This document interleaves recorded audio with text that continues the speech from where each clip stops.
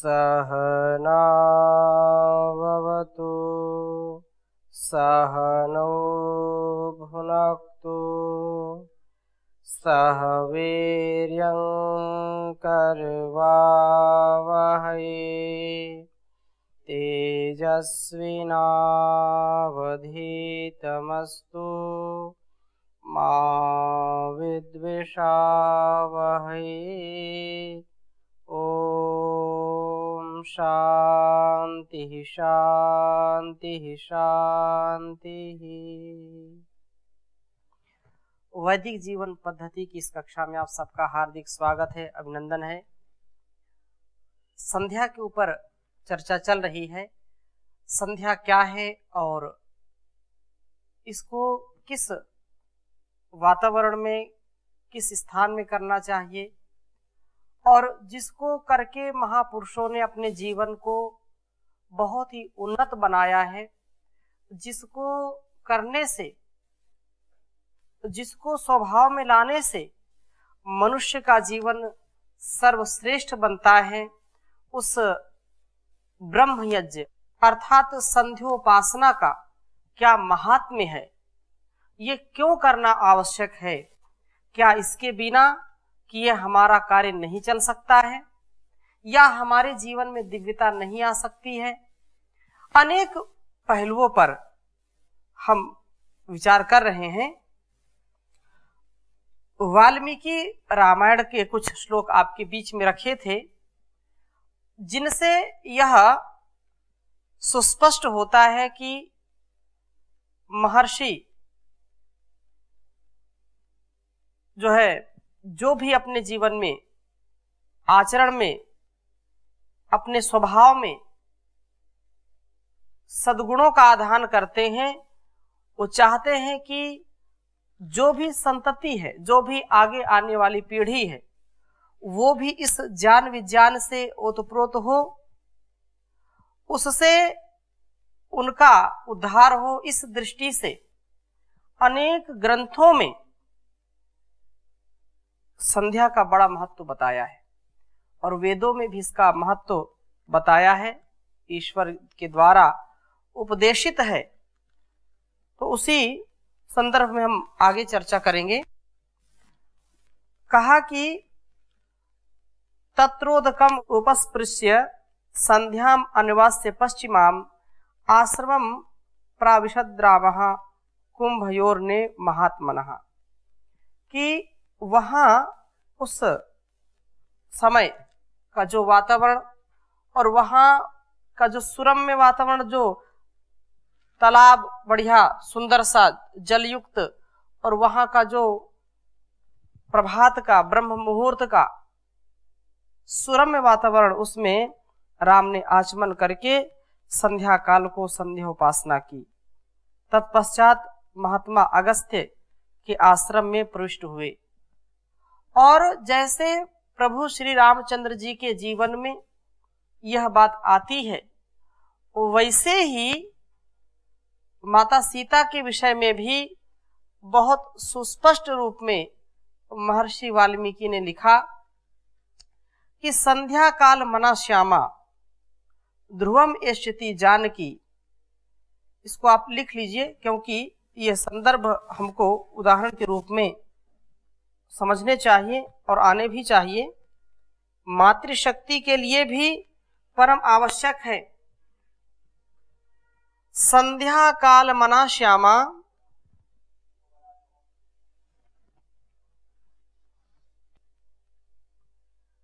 ध्रुवम एष्यति जानकी।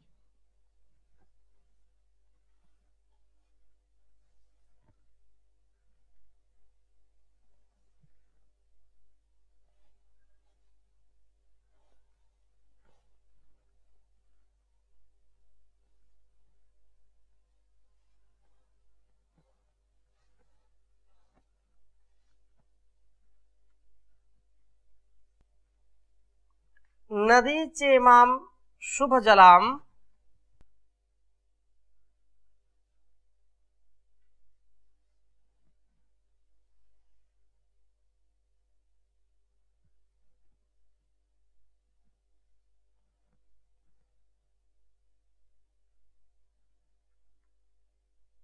शुभ Tzalam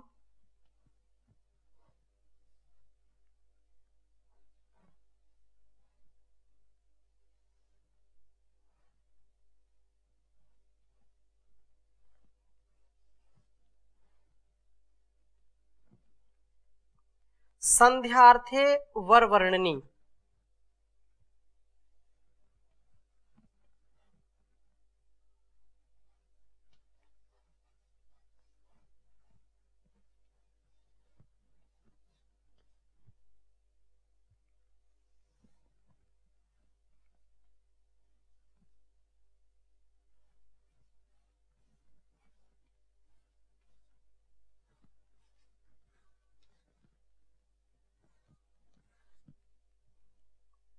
एक श्लोक और है इसी से संबंधित। यदि जीवति सा देवी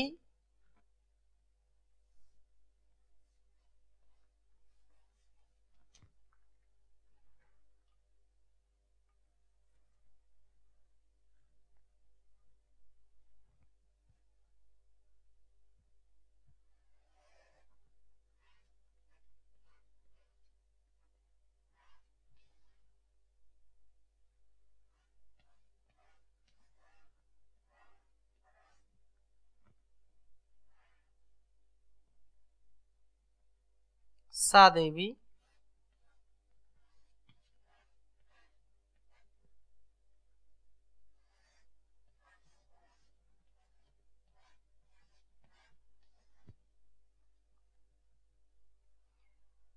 ताराधि प्रतिभानना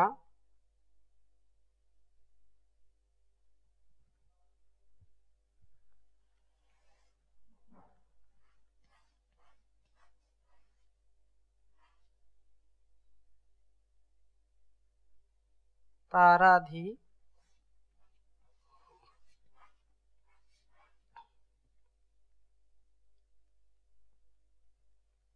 ताराधिपनि भानना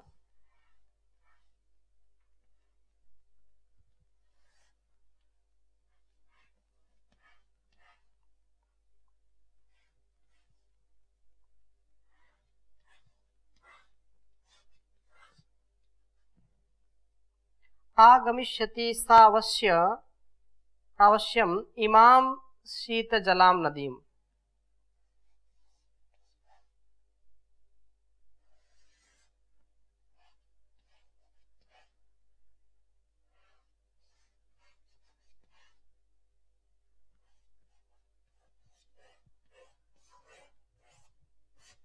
आगमिष्यति सावश्य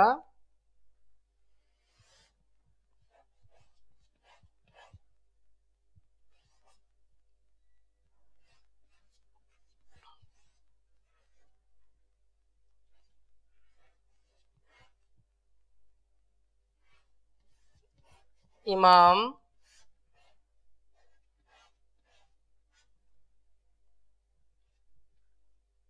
शीतजलाम नदीम।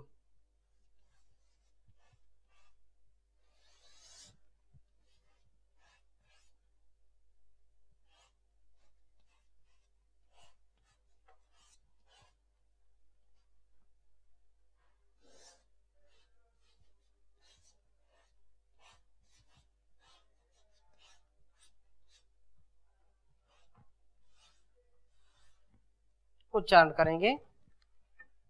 संध्या काल मना श्यामा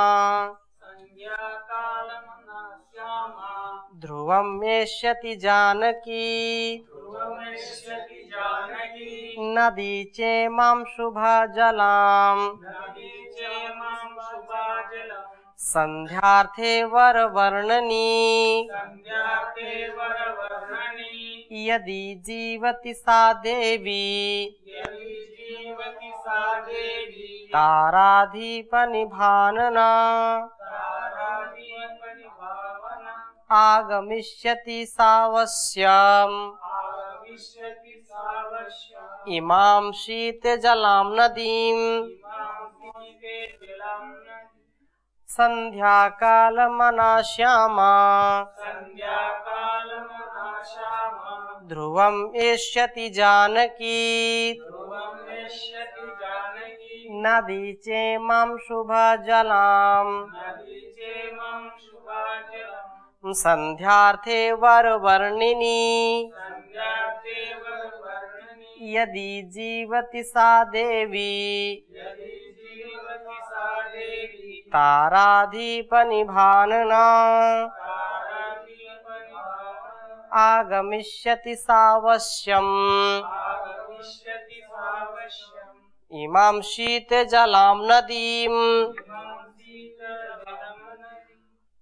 संध्या का कितना महत्व प्राचीन काल से ही रहा है।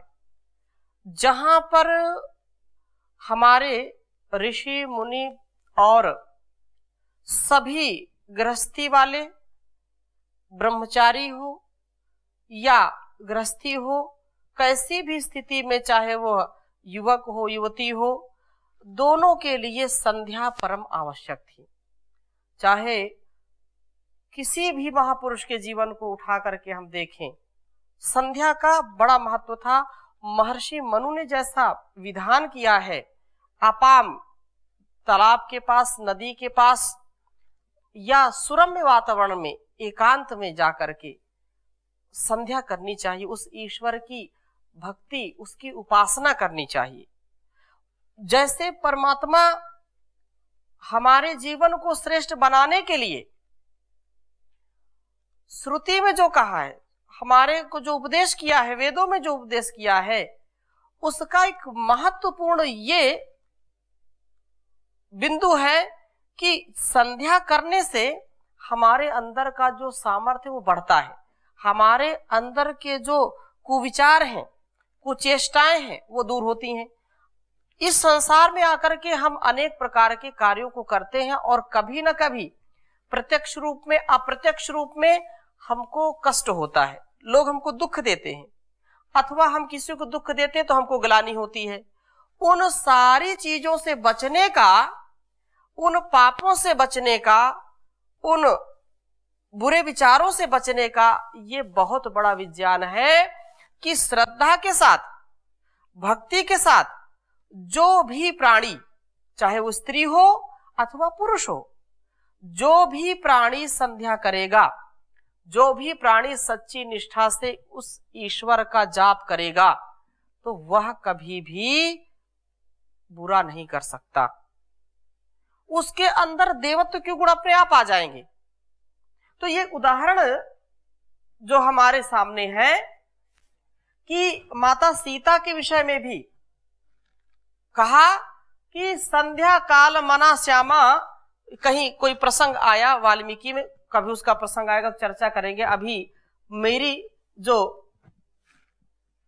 है चर्चा का जो विषय है, उसमें संध्या का महत्व कितना है, हमारे जो भी आदर्श हैं वो भी इस संध्या को कितना महत्व देते थे, ये चर्चा का विषय है। तो संध्या काल मना श्यामा ध्रुवम एष्यति जानकी, कि चंद्रमा के समान धवल, सुंदर, सुशील, शीतलता से युक्त ऐसी जो है चंद्रमा के मुख वाली वह सीता ध्रुवम एष्यति, निश्चित रूप से इस शीतल जल वाली नदींचा इमाम शुभ जलाम संध्यार्थे वरवर्णी, जो सुंदर गात्रों वाली है, वह निश्चित रूप से इस जल के समीप संध्या के लिए अवश्य आएंगी। कोई प्रसंग आया, वहां पर उदाहरण दे रहे हैं। संध्या का महत्व क्या है कि सीता माता भी प्रभात में और सायं में संध्या जरूर करती थी। वहीं पर कहीं दूसरे स्थान पर प्रसंग आया, यदि जीवती सा देवी, यदि सीता यदि जीवित है तो निश्चित रूप से यह इस नदी के समीप में आकर के संध्या करेंगी, क्योंकि प्रत्येक व्यक्ति का पहले यह उत्तरदायित्व होता था, यह उसकी नैतिक जो है जिम्मेदारी होती थी कि वह जैसे अन्य कार्यों को महत्व देता है, वैसे निज कार्य में ये स्वयं आंतरिक जो शुद्धि है उसके लिए संध्या और हवन दोनों जरूर करते थे। तो कह रहे हैं कि इसलिए जो है यदि जीवती, यह चंद्रमा के समान सुंदर मुख वाली सीता यदि निश्चित रूप से जीवित होगी तो इस शीतल जल वाली नदी पर संध्या के लिए अवश्य आएगी। और ऊपर वाले श्लोक में जो कहा था संध्या के समय वह वर्णनी श्यामा जानकी सीता संध्या करने के निमित्त इस शुभ जल वाली नदी पर अवश्य आएंगी। तो ये अत्यंत महत्वपूर्ण बात यह है कि अभ्यास से च तथा पुण्याम गायत्रीम वेद मातरम गत्वारण्ये नदी तीरे सर्व पाप विशुद्ध है। ये बहुत ही आत्मसात करने वाली बात है। ये एक मैं अलग से श्लोक लिख रहा हूं।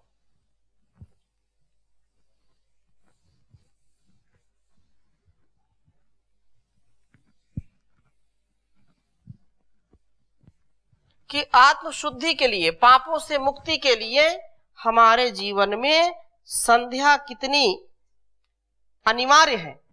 कहा ये अभ्यासे च तथा पुण्यम, अभ्यासे च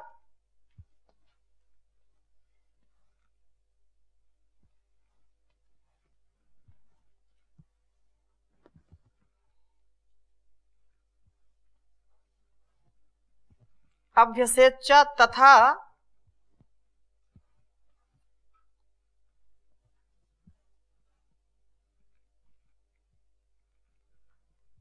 पुण्यम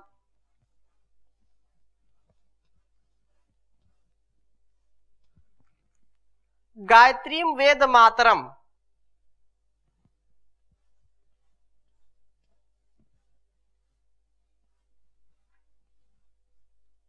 गायत्रीम वेद मातरम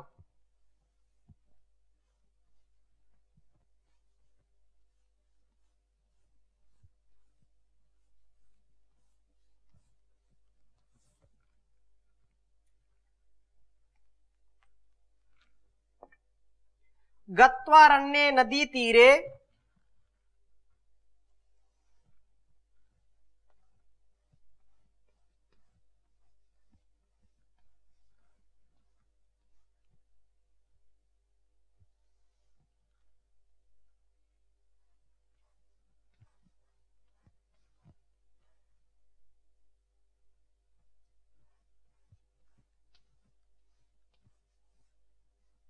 नदी तीरे सर्व पापा विशुद्ध है।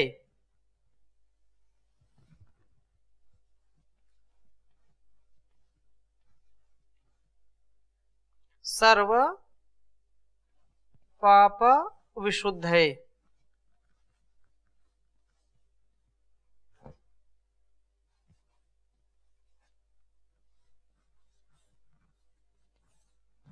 उच्चारण करेंगे। अभ्यसेच तथा पुण्याम गायत्रीं वेद मातरम गत्वारण्ये नदी तीरे सर्व पाप विशुद्धये। अभ्यसेच तथा पुण्याम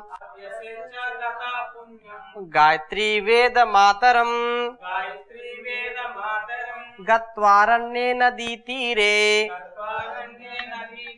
सर्व पाप विशुद्धये। विशेष बात कही कि प्रत्येक व्यक्ति को नदी और अरण्य, नदी के समीप अरण्य में जाकर के, जंगल हो या जंगल का तात्पर्य यदि आज के समय में यदि जंगल की इतनी समस्या है तो एकांत में कम से कम हो जाए। पिछली कक्षाओं में भी हमने चर्चा की थी, पुनः ये प्रसंग आया है, तो इसको जो है जरूर करना है। अरण्य में जाकर के नदी के किनारे बैठ करके सब पापों की शुद्धि के लिए पुण्यकारी वेद माता, ये वेद माता की उपासना करना, गायत्री माता की जो है उपासना करना, नित्य अभ्यास करें। नित्य अभ्यास करने से ही हमको विशेष भक्ति से विशेष शक्ति की प्राप्ति होती है। और जो हमारे अंदर के कुविचार हैं, कुसंस्कार हैं, वो धीरे धीरे फिर इस पवित्र कर्म से, पवित्र जो है अनुष्ठान से वो दूर हो जाते हैं और हमारे जीवन का भी जो उन्नत से उन्नत हमारा जीवन हो सकता है वो होगा। इसमें कोई संशय नहीं है। इसमें कोई किसी को जो है किसी भी प्रकार की शंका संशय नहीं करना चाहिए। यदि लगता है कि इससे विशेष लाभ नहीं होने वाला या नहीं होगा, कुछ दिन करके तो देखें कितना अपार सामर्थ्य इससे बढ़ता है। और ये कहा ऋषयो दीर्घ संध्याद्वा दीर्घ आयु आपन्युः प्रज्ञाम यज्ञश्च कीर्तिंच ब्रह्म वर्चसम एवचा। बहुत सुंदर बात कही कि ऋषि लोग निरंतर दीर्घ काल तक, ऋषि लोग निरंतर दीर्घ काल पर्यंत संध्या वंदन करने के कारण ही दीर्घ आयु को प्राप्त होते थे। ये कोई ढकोसला नहीं है। जितना हम तनाव से रहित होंगे, जितना हम चंचलता से रहित होंगे, जितना सतोगुण में हम जीवन व्यतीत करेंगे, उतना ही हमारा आयुष्य बढ़ता है, उतनी ही हमारी उम्र बढ़ती है, रोगों से हम बचते हैं। तो रोग ना हो इसके लिए भी हमको संध्या जरूर करनी चाहिए, क्योंकि ऋषियों का जो दीर्घ काल का जीवन होता था उसमें ये बड़ा महत्वपूर्ण होता था कि प्रभात में और सायं में, पूर्वाम पश्चिमाम चा, पूर्व में सुबह के समय और पश्चिमाम सायंकाल, उस संध्या में बैठते थे और दीर्घ काल तक बैठे रहते थे। अब कोई ये बोले कि उनको कोई कार्य नहीं थे इसलिए बैठे रहते थे, ऐसा उल्टा बोल सकते हैं कोई, परंतु नहीं। देखो, अपने जीवन को जितना हम उत्तम बना करके इस जहान को बना सकते हैं, उतना और कोई बड़ा कार्य हमारे लिए नहीं है।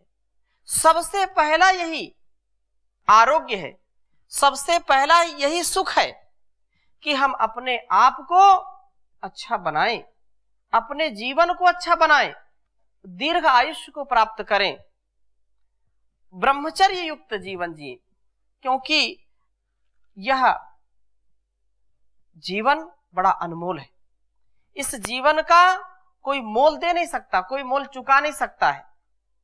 अतः यह संध्या जो होती है उस परमात्मा के प्रति कृतज्ञता का भाव हम रख सकें, हम उसको चिंतन मनन में ला सकें और इस जीवन का क्या उद्देश्य है उसको पहचान सकें, इसलिए संध्या का विधान है।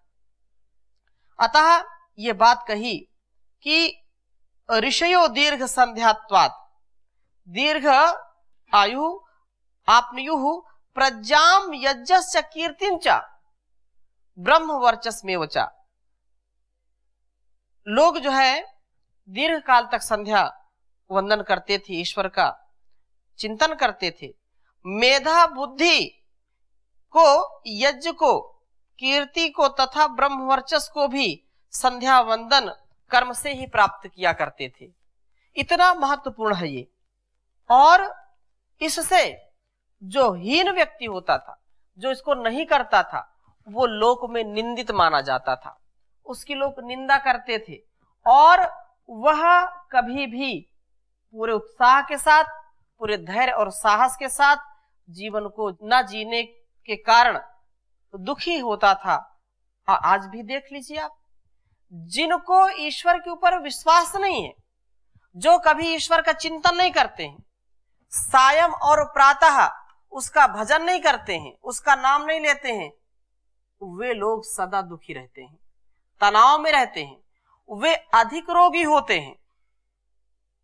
कुछ लोग केवल शरीर के रोगों को देख करके बोलते हैं ये तो रोगी रहते हैं, जो जितना भक्ति करता उतना रोगी होता, वो उल्टा जो है तर्क देते हैं। लेकिन ऐसा नहीं है।